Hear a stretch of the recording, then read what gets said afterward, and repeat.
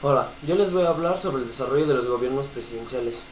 El siglo XX mexicano comienza con la Revolución. Como se menciona, Díaz había convocado a las elecciones para elegir a su sucesor, de las que salió victoriosa, compuesta por Madero y José María Pino Suárez, del partido antireeleccionista. Sin embargo, Díaz desconoció el resultado de las votaciones. Como reacción, Madero llamó al levantamiento armado por medio del Plan de San Luis. Al llamado se levantaron numerosos grupos de las más diversas clases sociales y enarbolando las más variadas banderas sociales. En el noroeste, Álvaro Obregón encabezó la revuelta de la pequeña clase media campesina. En Chihuahua, Francisco Villa, huyendo de la persecución, encabezaba un regimiento formado por ganaderos.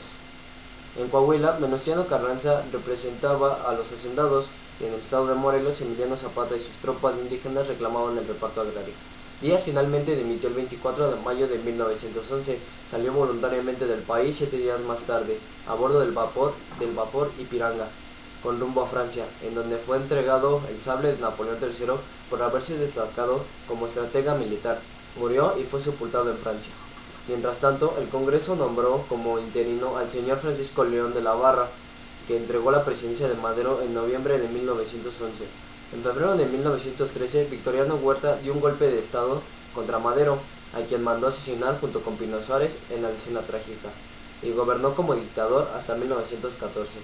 En el bando revolucionario también había disputas. Por ejemplo, Zapata había desconocido a Madero porque sintió que lo había traicionado al no haber iniciado el reparto agrario. A la muerte de Madero, las fracciones revolucionarias se levantaron en armas contra el usurpador y lo derrocaron, quedando como presidente Venustiano Carranza.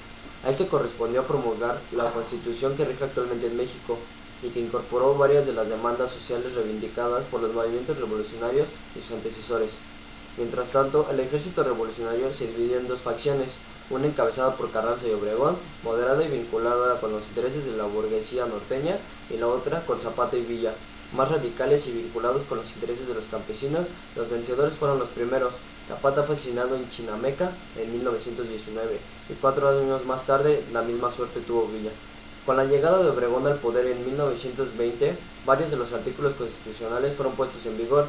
Entre las consecuencias de ello está la guerra cristera, que enfrentó a tropas campesinas alentadas por la jerarquía católica con el ejército federal. Obregón fue sucedido en el cargo de Plutarco Elías Calles, quien opinaba que la revolución había de perpetuarse en instituciones, y formó en marzo de 1929 el Partido Nacional Revolucionario, primer antecedente del Partido Revolucionario Institucional. Calles fundó el Banco de México y puso fin a la cristiada, llegando a un acuerdo con el clero. Al final de su periodo, Obregón se religió, pero fue asesinado en San Ángel antes de tomar posesión. Siguieron tres presidentes que gobernaron 2 años cada uno y que fueron títeres de Calles, a quien se acusa de haber planeado el asesinato de Obregón.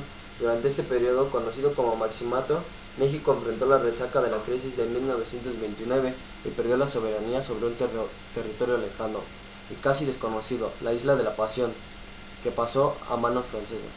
Lázaro Cárdenas del Río, el presidente electo para el primer periodo sexenal de la historia de México, desterró a Calles, apoyando en su amplia popularidad entre la población más pobre y mayoritaria. Dio un gran impulso a la educación y al reparto de tierras.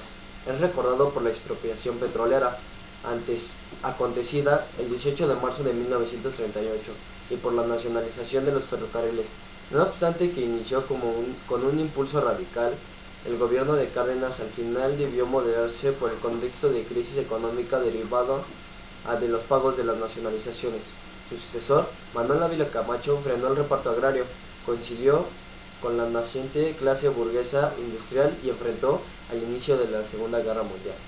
El 22 de mayo de 1942, México se une a los aliados en la Segunda Guerra Mundial. Miguel Alemán lo sucedió, siendo el primer presidente de México en la época priista que no era militar. Después gobernó Ruiz Cortines, bajo el sexenio del cual se le dio derecho al voto de la mujer. López Mateos, quien le sucedió, logró en México un fuerte progreso económico, además de la nacionalización de la energía eléctrica. Se puede calificar al gobierno de Díaz Ordaz como autoritario, ya que durante su gobierno se dieron varias manifestaciones sociales, particularmente la huelga estudiantil de 1968, que culminó en la matanza de Tlatelolco el 2 de octubre del mismo año. Luis Echeverría, quien fue secretario de Gobernación en ese sexenio, fue el siguiente presidente. el cual quiso identificarse con una imagen de izquierda política. De allí siguió José López Portillo. Durante su gobierno se desató una gran crisis económica a la raíz de la nacionalización bancaria. Sin embargo, fue también en su gobierno que la política de la exploración petrolera logró el descubrimiento del yacimiento petrolero de Cantarell, del cual se extrae hasta la fecha gran parte del petróleo mexicano, que aporta 40 centavos por cada peso del presupuesto nacional. El presupuesto nacional. Finalmente, Miguel de la Madrid, Carlos Salinas y Ernesto Zedillo formaron lo que se llamó el periodo de neoliberalismo, en el que México sufrió una devaluación permanente del peso.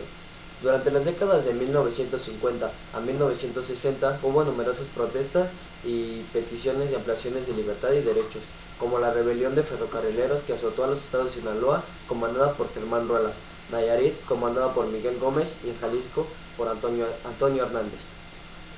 También algunos civiles levantaron protesta por la falta democrática que se originó cierta presión, como la matanza de los manifestantes de Tlatelolco en 1968. Por otro lado, se reabrió el debate sobre la economía mexicana y se comenzaron a vender más de 350 empresas del Estado a la iniciativa privada nacional y extranjera, las llamadas privatizaciones. El 1 de enero de 1994, al entrar en vigor el Tratado de Libre Comercio con Estados Unidos y Canadá, en escena el Ejército Zapatista de Liberación Nacional, el cual afirmaba buscar, mediante armas regionalmente y en la actualidad con diálogo, desarrollar a los olvidados y pobres pueblos indígenas, habituales blancos de violaciones, torturas y asesinatos por parte de militares y paramilitares. Bueno, esto fue todo, muchísimas gracias.